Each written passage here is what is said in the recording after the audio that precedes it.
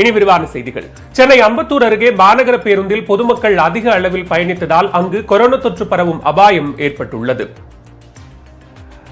Corona பரவல் காரணமாக அரசு பேருந்துகளில் இருக்கைகளில் அமர்ந்து மட்டுமே பயணிக்க தமிழக அரசு உத்தரவிட்டுள்ளது. இருப்பினும் சென்னை ஆவடியிலிருந்து அம்பத்தூர் வழியாக கோயம்பேட்டிற்கு இயக்கப்பட்ட மாநகர பேருந்து ஒன்றில் நிற்கக்கூட இடம் இல்லாத அளவிற்கு பொதுமக்கள் ஏராளமானோர் பயணித்தனர். இதனால் கொரோனா தொற்று பரவும் அபாயம் ஏற்பட்டுள்ளது.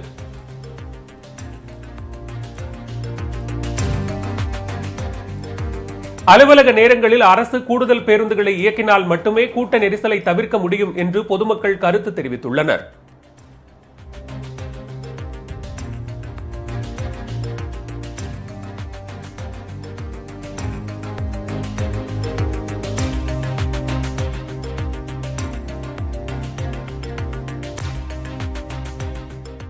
ஊரடங்கு காரணத்தினால பேருந்து நிலையத்தில் பாத்தீங்கன்னா மாலை நேரத்தில் வேலை வாய்ப்புக்கு வர்றவங்க பஸ் கூட்டம் நெரிசலில் போகிறாங்க. அதாவது பார்த்தோம்னா படிக்கட்டில் தொங்கிட்டு அந்த மாதிரி கூட்ட நெரிசலில் போகிறாங்க. இதனால் இந்த வைரஸோட தொற்று மிக அதிக தீவிரமாக போயிடுச்சு அப்படின்னா நம்ம கைமீறி போயிடும். இதை பொதுமக்கள் புரிஞ்சுக்கலைங்கிறது ஒரு வருத்தமான விஷயம். இதை மாநில அரசாங்கம் இந்த இரவு நேர பேருந்துகளை அதிகப்படுத்தணும். எப்படி வேலையை விட்டு வர்றவங்களுக்கு அதிகமான பேருந்து வசதிகளை ஏற்படுத்த.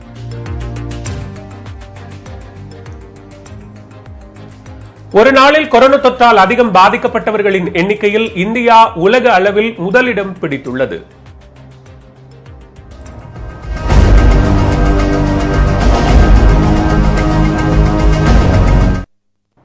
கொரோனா பரவலின் இரண்டாம் அலையால் இந்தியாவில் நாள்தோறும் பாதிக்கப்படுவோர் எண்ணிக்கை புதிய உச்சத்தை எட்டி வருகிறது. அந்த வகையில் கடந்த 24 மணி நேரத்தில் புதிதாக 3,14,835 பேருக்கு தொற்று உறுதியாகியிருக்கிறது. அமெரிக்காவிற்கு அடுத்தபடியாக ஒருநாள் பாதிப்பில் 3 லட்சத்தை கடந்த ஒரே நாடு என்ற மோசமான நிலையை இந்தியா எட்டியிருக்கிறது. மேலும் ஒருநாள் பாதிப்பில் அதிகபட்சமாக கடந்த ஜனவரி 2ஆம் தேதி அமெரிக்காவில் பதிவான 3,310,000 என்ற எண்ணிக்கையையும் இந்தியா கடந்துள்ளது. நாட்டிலேயே அதிகபட்சமாக மகாராஷ்டிராவில் மேலும் 67,468 பேருக்கு தொற்று உறுதியாகியிருக்கிறது. கொரோனா சிகிச்சைக்கு பிறகு 1,78,841 பேர் டிஸ்சார்ஜ் செய்யப்பட்ட நிலையில் புதிதாக 1,33,000க்கும் மேற்பட்டோர் மருத்துவமனையில் அனுமதிக்கப்பட்டிருக்கிறார்கள். இதனிடையே சிகிச்சை பலனின்றி கொரோனாவால் பாதிக்கப்பட்ட மேலும் 2,104 பேர் உயிரிழந்திருக்கிறார்கள். தொற்றுக்கு சிகிச்சை பெறுபவர்களின் எண்ணிக்கை 22,91,000 கடந்திருக்கும் நிலையில் 13,23,00,000 பேருக்கு தடுப்பூசி செலுத்தப்பட்டிருக்கிறது. மகாராஷ்டிராவில் ஏற்கனவே முழு ஊரடங்கு அமல்படுத்தப்பட்டுள்ள நிலையில் தற்போது அரசு அலுவலகங்களில் 15% ஊழியர்களுக்கு மட்டுமே அனுமதி போன்ற புதிய கட்டுப்பாடுகளும் அமலுக்கு வந்துள்ளன. ஜார்க்கண்டிலும் ஒரு வாரத்திற்கான முழு ஊரடங்கு அமலுக்கு வந்திருக்கிறது. இதனிடையே ஆக்சிஜன் பற்றாக்குறை நிலவும் மகாராஷ்டிரா, மத்திய பிரதேசம் மற்றும் ஹரியானா உள்ளிட்ட 7 மாநிலங்களுக்கான ஆக்சிஜன் ஒதுக்கீட்டை மத்திய அரசு அதிகரித்திருக்கிறது. தமிழகத்தில் உற்பத்தி செய்யப்படும் ஆக்சிஜன் மற்றும் ரெம்டெசிவிர் மருந்துகளை பிற மாநிலங்களுக்கு அனுப்பி வைப்பது தொடர்பாக பிற்பகல் விளக்கம் அளிக்க வேண்டும் என்று தமிழக அரசுக்கு சென்னை உயர்நீதிமன்றம் உத்தரவிட்டுள்ளது.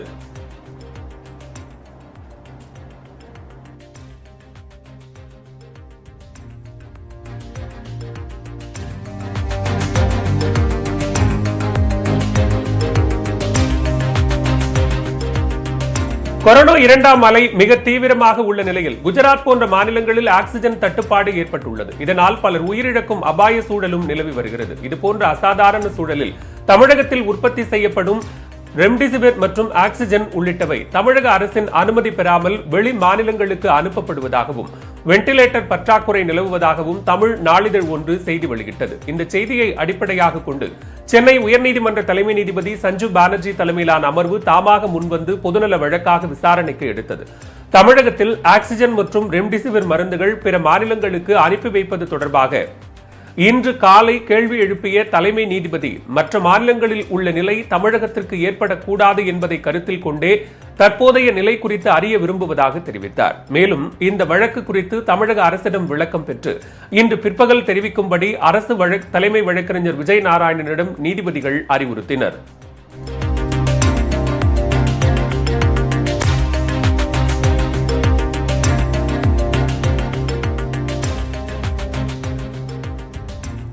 கொரோனா தொற்றை கட்டுப்படுத்துவது தொடர்பாக தலைமைச் செயலாளர் ராஜீவ் ரஞ்சன் தலைமையில் ஆலோசனை கூட்டம் நடைபெற்று வருகிறது. தமிழகம் முழுவதும் கொரோனா பாதிப்பு வேகமாக அதிகரித்து வருகிறது. நோய் தொற்றை கட்டுக்குள் கொண்டுவர இரவு நேர ஊரடங்கு, வார இறுதி நாளில் முழு ஊரடங்கு போன்ற நடவடிக்கைகளை தமிழக அரசு மேற்கொண்டுள்ளது. இதனிடையே தலைமைச் செயலகத்தில் உள்ள நாமக்கல் கவிஞர் மாளிகையில் IAS, IPS அதிகாரிகளை கொண்ட ஒருங்கிணைப்பு குழுவுடன் தலைமைச் செயலாளர் ராஜீவ் ரஞ்சன் ஆலோசனை நடத்தி வருகிறார். கொரோனா நோய் தடுப்பு பணிகளை மேலும் தீவிரப்படுத்துவது தொடர்பாக ஆலோசனை நடைபெற்று வருகிறது.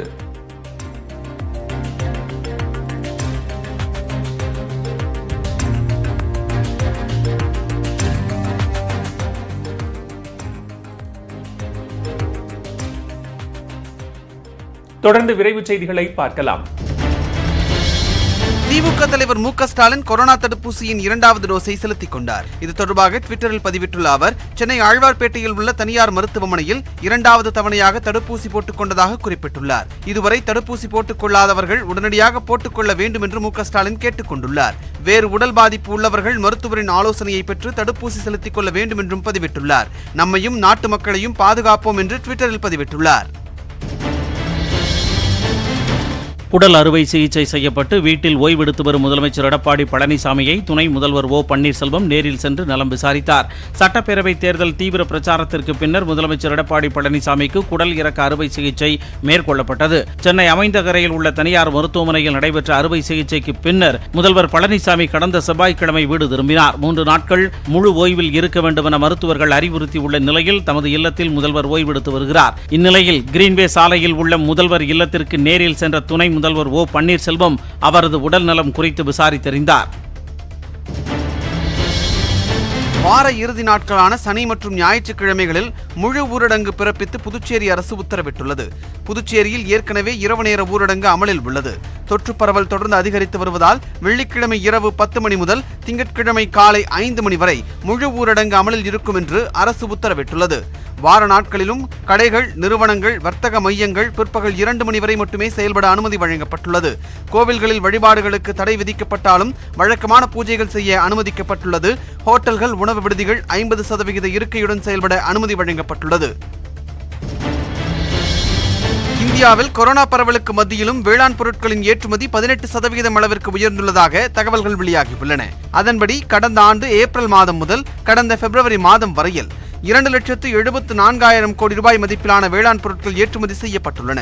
இதன் மூலம் முந்தைய ஆண்டை காட்டிலும் 41,000 கோடி ரூபாய் அளவிற்கு வர்த்தகம் அதிகரித்துள்ளது.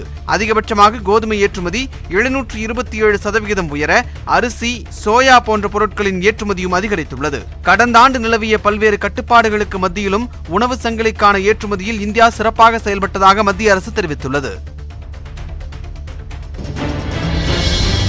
18 வயதிற்கு மேற்பட்ட அனைவரும் கொரோனா தடுப்பூசிக்காக வரும் 24ஆம் தேதி முதல் முன்பதிவு செய்யலாம் என்று தேசிய சுகாதார ஆணைய தலைவர் RS சர்மா தெரிவித்துள்ளார். டெல்லியில் செய்தியாளர்களிடம் பேசிய அவர், ஏற்கனவே அமலில் உள்ள முறைப்படி கோவின் செயலியின் மூலம் முன்பதிவு செய்து கொள்ளலாம் என்று குறிப்பிட்டார். மேலும் தடுப்பூசி செலுத்தும் பணிகளை விரைவுபடுத்த அரசு மற்றும் தனியார் தடுப்பூசி மையங்களின் எண்ணிக்கை அதிகரிக்கப்படும் என்றார். மே 1ஆம் தேதி முதல் 18 வயதிற்கு மேற்பட்ட அனைவரும் தடுப்பூசி செலுத்திக் கொள்ள அனுமதி அளிக்கப்பட்டிருப்பது குறிப்பிடத்தக்கது. தவறான முகப்பொழிவு சிகிச்சை அளித்ததற்காக 1 கோடி ரூபாய் நஷ்ட ஈடு கோரி மருத்துவர் பைரவி செந்திலுக்கு நடிகை ரைசா வில்சன் நோட்டீஸ் அனுப்பியுள்ளார். சென்னை நந்தம்பாக்கத்தில் வசித்து வரும் நடிகை ரைசா வில்சன் முகப்பொழிவு சிகிச்சைக்காக சென்னை ஆழ்வார்பேட்டையில் உள்ள பீஹென்ஸ்ட் என்ற சிகிச்சை மையத்தை அணுகியுள்ளார். அங்கு மருத்துவர் அளித்த உத்தரவாதத்தின் பேரில் 2 முறை முகப்பொழிவிற்காக சிகிச்சை எடுத்துக் கொண்டார். அதன் பின்னர் ரைசாவின் வலது கண் மற்றும் கன்னத்திலிருந்து இரத்த கசிவு ஏற்பட்டதுடன் முகமும் வீங்கியதாக கூறப்படுகிறது. இந்நிலையில் 15 நாட்களுக்குள் இழப்பீட்டுத் தொகையாக 1 கோடி ரூபாய் தர வேண்டும் என்று ரைசாவின் வழக்கறிஞர் ஜி ஹரிஹர சோமசங்கர் நோட்டீஸ் அனுப்பியுள்ளார். நாமக்கல் மாவட்டம் ராசிபுரத்தில் வேதா கேரளா மசாஜ் சென்டர் என்ற பெயரில் பெண்களை பாலியல் தொழிலில் ஈடுபடுத்திய 3 பேரை போலீசார் கைது செய்தனர். ராசிபுரம் சேலம் சாலையில் இயங்கி வரும் மசாஜ் சென்டரில் பெண்களை பாலியல் தொழிலில் ஈடுபடுத்துவதாக போலீசாருக்கு வீடியோ ஆதாரங்களுடன் புகார் வந்தது. அதனைத் தொடர்ந்து மசாஜ் சென்டரில் பணியாற்றியவர்களிடம் நடத்தப்பட்ட விசாரணையில் அங்கு பாலியல் தொழில் நடைபெறுவது உறுதியானது. அதனைத் தொடர்ந்து 2 பெண்கள் உட்பட 5 பேரை போலீசார் கைது செய்தனர். மசாஜ் சென்டருக்கு சீல் வைத்த போலீசார் அதன் உரிமையாளர் பாஸ்கரை தேடி வருகின்றனர். ஆந்திர மாநிலம் விசாகப்பட்டினத்திலிருந்து ஆக்சிஜன் டேங்கர் லாரிகள் சிறப்பு ரயில் மூலம் பிற மாநிலங்களுக்கு அனுப்பி வைக்கப்பட்டுள்ளன. கொரோனா சிகிச்சைக்கு தேவையான ஆக்சிஜன் சிலிண்டர்களை நாடு முழுவதும் தடையின்றி கொண்டு செல்ல ரயில்வே நிர்வாகம் சிறப்பு ரயில்களை இயக்க தொடங்கியுள்ளது. அந்த வகையில் விசாகப்பட்டினம் இரும்பு தொழிற்சாலையிலிருந்து 100 டன் எடையிலான திரவ ஆக்சிஜன் நிரப்பப்பட்ட டேங்கர்கள் ரயிலில் ஏற்றி அனுப்பப்பட்டுள்ளன. தேவைக்கேற்ப அந்த ஆக்சிஜன் டேங்கர் லாரிகள் பல்வேறு மருத்துவமனைகளுக்கு அனுப்பி வைக்கப்பட உள்ளன.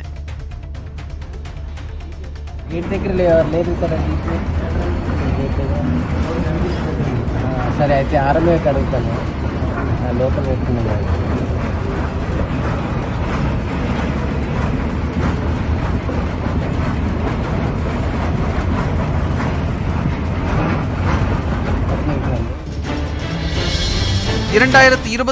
ஆண்டிற்குள் தங்களுக்கென விண்வெளியில் சொந்தமான ஆய்வு மையத்தை அமைக்க ரஷ்யா திட்டமிட்டுள்ளது.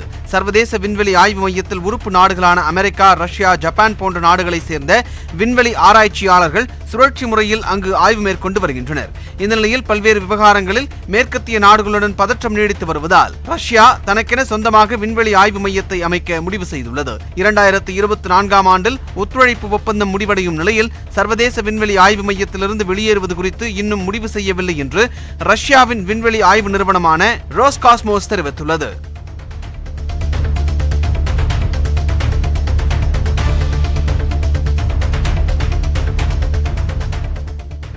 நாமக்கல் மாவட்டம் தேசிய முட்டை ஒருங்கிணைப்பு குழுவின் கூட்டம் அதன் தலைவர் செல்வராஜ் தலைமையில் நடைபெற்றது. இதில் இன்றைய முட்டை விலை 35 காசுகள் குறைத்து நிர்ணயம் செய்யப்பட்டது.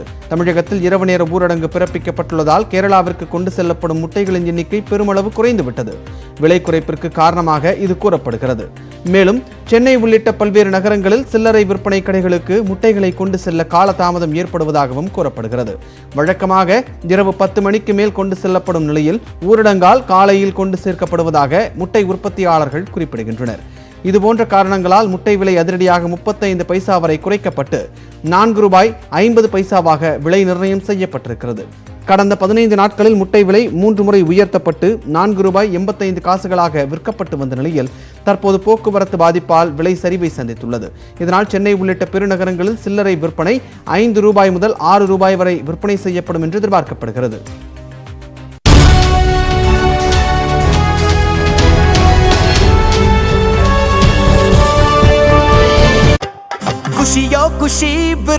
பேச விடுங்க, முதல்ல என்ன பேச விடுங்கள், என்னை பேச விடுங்கள். அந்த 2 பேருக்கு உரிமை கொடுத்தது நீங்க தானே. அந்த உரிமை கொடுக்கிற அந்த அனுமதி கொடுக்கிற அந்த அதிகாரம் இருக்குல்ல, அவர்கள் தவறு செய்கிற போது கேட்பதற்கு அதிகாரம் இல்லைன்னா அந்த அதிகாரம் எதற்கு? உரிமத்தை ரத்து பண்ணுங்க, மற்றவனுக்கு கொடுங்க. குறைந்த விலையில் இதை மருந்து கொடுப்பதற்கு பல பேர் இருக்கிற போது நீங்க சொன்னீங்களே 2 மடங்கு விலைன்னு, 250 600 ஆகிறது 2 மடங்கா? 150 மடங்கு, 150% உயர்ந்திருக்கு. அது எப்படி முடியும்? நேத்து ₹250 கொடுக்க மருந்து கொடுக்க முடிஞ்சவங்க இன்றைக்கு அது முடியலன்னா ஒரு ₹10 குடிச்சு, ₹20 குடிச்சு, ஏன் ₹50 குடிச்சு கூட சொல்லலாம். அது எப்படி ₹600 மாறும்? ஆக அங்கேதான் திரைமறைவு பேரங்கள் நடக்கிறது என்கிற சந்தேகத்திற்கு இந்த அரசு விளக்கம் சொல்லணும். இந்த கொரோனா பரவல் தடுப்புல தனியார் நிறுவனங்களோட பங்களிப்பை தான் பிரதமர் மோடி அதிகமாக விரும்புறார் அப்படின்னு வரக்கூடிய விமர்சனத்தை எப்படி பாக்குறீங்க சார்? இது இன்னைக்கு இல்ல சார், நம்ம ஏதோ இன்னைக்கு தான் நம்ம இது புதுசா பேசுறோம்னு இல்ல சார். நம்ம ஃபேபியன் சோசியலிசம் அப்படிங்கிறது நம்ம நாட்டுல இன்னைக்கு இல்லைங்க, 50 வருஷமா 60 வருஷமா இருக்குது. அதாவது பொதுத்துறை நிறுவனமும் இருக்குது, தனியார் துறை நிறுவனமும் இருக்குது. பொதுத்துறை நிறுவனங்கள் பல சமயங்கள்ல இப்ப நிறைய நிறுவனங்கள் இந்த மாதிரியான ஒரு அதாவது என்ன சொல்றது, ஒரு திறனை மேம்படுத்தி கொண்டு உற்பத்தியில் இன்னைக்கு பல பொதுத்துறை நிறுவனங்கள் இயங்கவில்லை. அப்போ நாம என்ன சொல்றோம், வேற வழி இல்லாம அந்த தனியார் துறை நிறுவனங்கள் தான் இதுல முன்னணியில நிக்கிறாங்க. அப்போ அவங்களுடைய சேவைகளை நாம முழுசா பெற்றுக்கொள்ள வேண்டிய கட்டாயம் இருக்கிறது.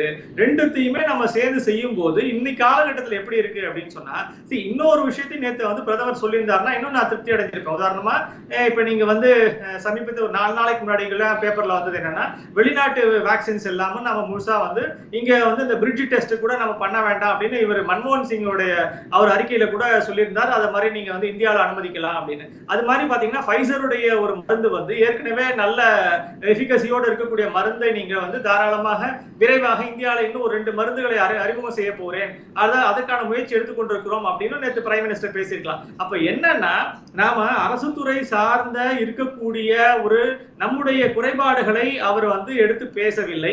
மாறாக அவர் தனியார் துறையில இன்னைக்கு அவங்களுடைய எஃபிகன்சி, அவங்களுடைய திறனை அடிப்படையாக வைத்துக்கொண்டு இன்னும் எவ்வளவு மேம்படுத்த முடியும், ஒரு 4500 கோடி ரூபாய் இன்னைக்கு வந்து இந்த 2 நிறுவனத்துக்கு கொடுத்திருக்கிறாரு. அவங்கள வந்து இன்னும் அவங்களுடைய உற்பத்தியை அதிகப்படுத்த சொல்லி அவங்க வந்து கொடுத்திருக்காங்க. இன்னும் ஸ்புட்னிக் வீக்கு கொடுத்திருக்காங்க, ஸ்புட்னிக் வீக் அனுமதி கொடுத்திருக்காங்க. அதே மாதிரி இன்னும் வந்து நீங்க இன்னும் 2 மருந்துக்கு தாராளமா அனுமதி கொடுக்க முடியும். என்ன கடும் வார்த்தைகள் நீங்க சொல்லுவதுதான் எனக்கு புரியல. ஒரு மனிதனுடைய மனம் என்னன்னா, நீங்களோ நானோ அல்லது நண்பர் வெங்கடேஷோ ஏதோ ஒரு புது ஊருக்கு போறோம்னு வச்சுங்க, ரோடு ஓரத்தில் செய்திகள் தொடர்கின்றன. கொடைக்கானலுக்கு சுற்றுலா பயணிகள் செல்வதற்கு விதிக்கப்பட்டுள்ள தடையை நீக்க வலியுறுத்தி வியாபாரிகள், ஓட்டல் உரிமையாளர்கள் 2வது நாளாக போராட்டத்தில் ஈடுபட்டுள்ளனர். தமிழகத்தில் கொரோனா தொற்று 2வது அலை தீவிரமடைந்ததை அடுத்து உதகை, கொடைக்கானல், ஏற்காடு உள்ளிட்ட சுற்றுலா தலங்களுக்கு செல்ல தமிழக அரசு தடை விதித்துள்ளது. இதனால் அப்பகுதிகளில் சுற்றுலா பயணிகளை நம்பி கடை வைத்திருக்கும் வியாபாரிகள், ஹோட்டல் உரிமையாளர்கள் உள்ளிட்டோர் வாழ்வாதாரமின்றி பாதிக்கப்பட்டுள்ளனர். இந்நிலையில் கொடைக்கானலுக்கு கட்டுப்பாடுகளுடன் சுற்றுலா பயணிகள் வருவதற்கு அனுமதி அளிக்க வலியுறுத்தி மூஞ்சிக்கல் பகுதியில் வியாபாரிகள், ஓட்டல் உரிமையாளர்கள், சுற்றுலா வாகன ஓட்டுநர்கள் உட்பட 300க்கும் மேற்பட்டோர் 2வது நாளாக அறவழி போராட்டத்தில் ஈடுபட்டுள்ளனர். அசம்பாவிதங்கள் ஏதும் நிகழாமல் இருக்க அப்பகுதியில் 50க்கும் மேற்பட்ட போலீசார் பாதுகாப்பு பணியில் ஈடுபட்டுள்ளனர்.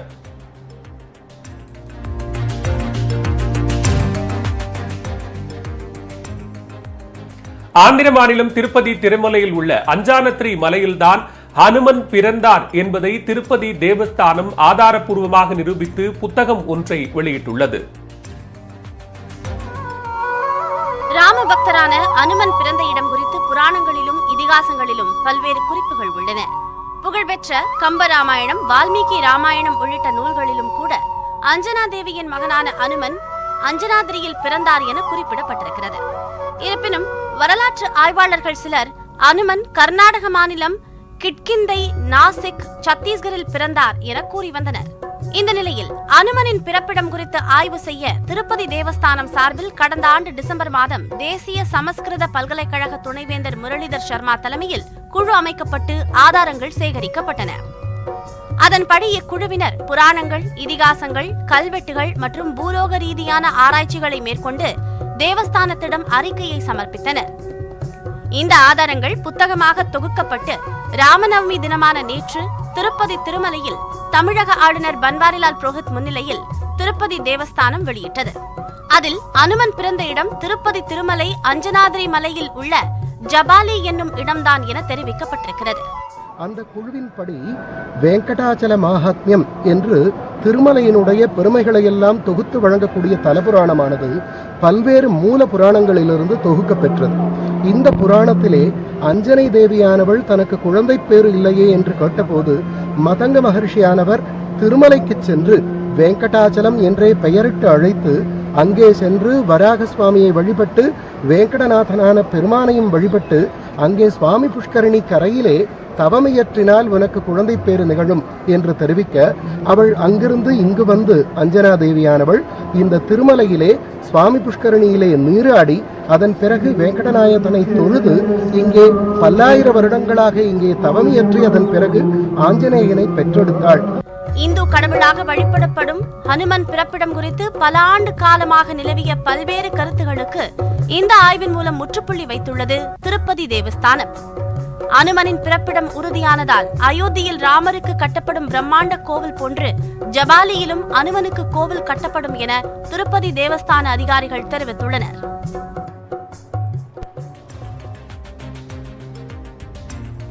மார்க்சிஸ்ட் கம்யூனிஸ்ட் கட்சியின் பொதுச் செயலாளர் சீதாராம் யெச்சூரியின் மகன் ஆசிஷ் கொரோனா தொற்றால் சிகிச்சை பலனின்றி உயிரிழந்தார். சீதாராம் யெச்சூரியின் மூத்த மகன் ஆஷிஷ் டெல்லியில் தனியார் செய்தி நிறுவனத்தில் பணியாற்றி வந்தார். 34 வயதான இவருக்கு கொரோனா தொற்று உறுதி செய்யப்பட்டு 2 வாரங்களுக்கு முன்பாக தனியார் மருத்துவமனையில் அனுமதிக்கப்பட்டார். அதனைத் தொடர்ந்து மேல் சிகிச்சைக்காக குருகிராமில் உள்ள மற்றொரு மருத்துவமனைக்கு மாற்றப்பட்டார். ஆஷிஷ் தொடர் மருத்துவ கண்காணிப்பில் இருந்த நிலையில் சிகிச்சை பலனின்றி இன்று அதிகாலை தனது மகன் உயிரிழந்ததாக சீதாராம் யெச்சூரி ட்விட்டரில் பதிவிட்டுள்ளார். மேலும் தனது மகனுக்கு சிகிச்சை அளித்த மருத்துவர்கள் மற்றும் செவிலியர்கள் உள்ளிட்ட அனைவருக்கும் நன்றி தெரிவித்துள்ளார். இதனிடையே ஆஷிஷின் மறைவுக்கு பிரதமர் நரேந்திர மோடி, தமிழக முதலமைச்சர் எடப்பாடி பழனிசாமி, திமுக தலைவர் மு க ஸ்டாலின், கேரள முதலமைச்சர் பினராயி விஜயன் உள்ளிட்ட தலைவர்கள் இரங்கல் தெரிவித்துள்ளனர்.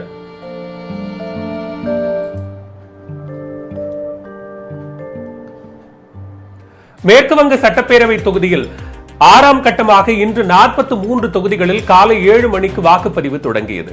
வாக்காளர்கள் காலை முதலே நீண்ட வரிசையில் காத்திருந்து வாக்களித்து வருகின்றனர். மேற்கு வங்க மாநிலத்தில் சட்டப்பேரவை தேர்தல் 8 கட்டங்களாக நடைபெறுகிறது. ஏற்கனவே 5 கட்ட தேர்தல்கள் நடந்து முடிந்துள்ள நிலையில் 6ஆம் கட்ட வாக்குப்பதிவு இன்று காலை தொடங்கியது. உத்தர தினாஜ்பூர், நாடியா, பூர்பா, பர்தமான் ஆகிய 4 மாவட்டங்களுக்குட்பட்ட 43 தொகுதிகளுக்கு காலை 7 மணிக்கு வாக்குப்பதிவு தொடங்கியது. 6ஆம் கட்ட தேர்தலில் மொத்தம் 1,03,00,000 வாக்காளர்கள் வாக்களிக்கின்றனர். 14,480 வாக்குச்சாவடிகளில் வாக்குப்பதிவு நடைபெற்று வருகிறது. 1071 கம்பெனி மத்திய படைப்பிரிவினர் பாதுகாப்பு பணியில் ஈடுபட்டுள்ளனர். மத்துவா இன வாக்காளர்கள் அதிகமாக இருக்கக்கூடிய இத்தொகுதிகளில் இந்துக்களின் வாக்குகளை பெறுவதில் பாஜக, திரிணாமுல் காங்கிரஸ் இடையே பலத்த போட்டி நீடிப்பதால் வாக்குச்சாவடிகளில் பதற்றமான சூழல் நிலவுகிறது. மார்க்சிஸ்ட் கம்யூனிஸ்ட் கட்சி 21 தொகுதிகளிலும், காங்கிரஸ் 11 தொகுதிகளிலும் போட்டியிடுகின்றன.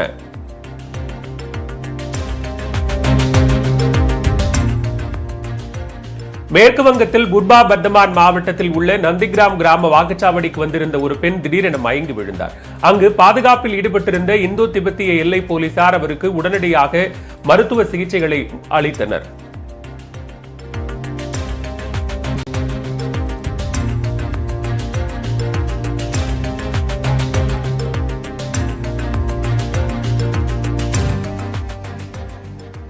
இந்தியாவில் தடுப்பூசி செலுத்திக் கொண்டவர்களுள் மிக குறைவானவர்களுக்கே தொற்று ஏற்பட்டுள்ளதாக ஐசிஎம்ஆர் தரப்பில் தெரிவிக்கப்பட்டுள்ளது.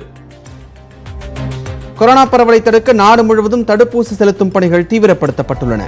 அதே சமயம் தடுப்பூசி செலுத்திக் கொண்ட பிறகும் சிலருக்கு தொற்று ஏற்பட்டதால் பொதுமக்களிடையே அச்சம் ஏற்பட்டுள்ளது. இது தொடர்பாக இந்திய மருத்துவ ஆராய்ச்சி கவுன்சில் இயக்குநர் பல்ராம் பார்கவா டெல்லியில் செய்தியாளர்களை சந்தித்தார். அப்போது 2 தவணை தடுப்பூசிகளையும் எடுத்துக்கொண்ட 5500 பேர் உட்பட தடுப்பூசி செலுத்திக் கொண்ட 21,000 பேருக்கு இதுவரை தொற்று ஏற்பட்டுள்ளதாக குறிப்பிட்டார். அதன்படி கோவாக்சின் தடுப்பூசியின் 2 தவணைகளையும் எடுத்துக்கொண்ட 17,37,000 பேரில் 695 பேருக்கும், கோவிஷீல்டு தடுப்பூசியின் 2 தவணைகளையும் எடுத்துக்கொண்ட 1,57,00,000 பேரில் 5,014 பேருக்கும் தொற்று பரவியுள்ளது. முதல் தவணை கோவாக்சின் தடுப்பூசியை மட்டும் செலுத்திக் கொண்ட 93 லட்சம் பேரில் 4,208 பேருக்கும், முதல் தவணை கோவிஷீல்டு தடுப்பூசியை செலுத்திக் கொண்ட 10 கோடிக்கும் அதிகமானோரில் 17,145 பேருக்கும் தொற்று உறுதி செய்யப்பட்டுள்ளது. தடுப்பூசி செலுத்திக் கொண்டவர்கள் இடையேயான தொற்று பாதிப்பு மிக குறைவுதான் எனவும், கொரோனா 2வது அலையின் வேகத்தை ஒப்பிடும் பொழுது இது பிரச்சனைக்குரியதில்லை என்றும் பார்கவா குறிப்பிட்டார். அதே சமயம் தடுப்பூசியால் தொற்று பரவல், கடும் பாதிப்பு ஏற்படுவது மற்றும் உயிரிழப்பு ஆகியவை கட்டுப்படுத்தப்பட்டுள்ளதாக தெரிவித்தார். தடுப்பூசி செலுத்திக் கொண்டாலும் மாஸ்க் அணிவது, தனிமனித இடைவெளி போன்றவை கட்டாயம் எனவும் ஐசிஎம்ஆர் இயக்குனர் அறிவுறுத்தினார். இதனிடையே கோவாக்சின் தடுப்பூசியின் 3ஆம் கட்ட சோதனையின் தற்காலிக ஆய்வு முடிவுகளை பாரத் பயோடெக் நிறுவனம் வெளியிட்டுள்ளது. அதில் தீவிர அறிகுறி உள்ளவர்களுக்கு கோவாக்சின் தடுப்பூசி 100% பலனளிப்பதாக தெரிவிக்கப்பட்டுள்ளது. மேலும் ஒட்டுமொத்தமாக கொரோனா வைரஸ் தொற்றிற்கு கோவாக்சின் தடுப்பூசி 78% பலனளிப்பதாக குறிப்பிடப்பட்டுள்ளது. கொரோனா பெருந்தொற்றை வென்றெடுக்க தேசமே ஒன்றிணைந்துள்ள நிலையில் ஒருவரை ஒருவர் சார்ந்து வாழும் பாரம்பரிய வழக்கத்தை அது நம்மிடையே மீண்டும் தோற்றுவித்திருக்கிறது. இதேபோன்று கொரோனாவை ஒழிக்க மத்திய அரசு மேற்கொண்டுள்ள தடுப்பூசி திட்டத்திற்கு நாம் அனைவரும் ஒன்றுபட்டு ஒத்துழைக்க வேண்டியது அவசியமாகும்.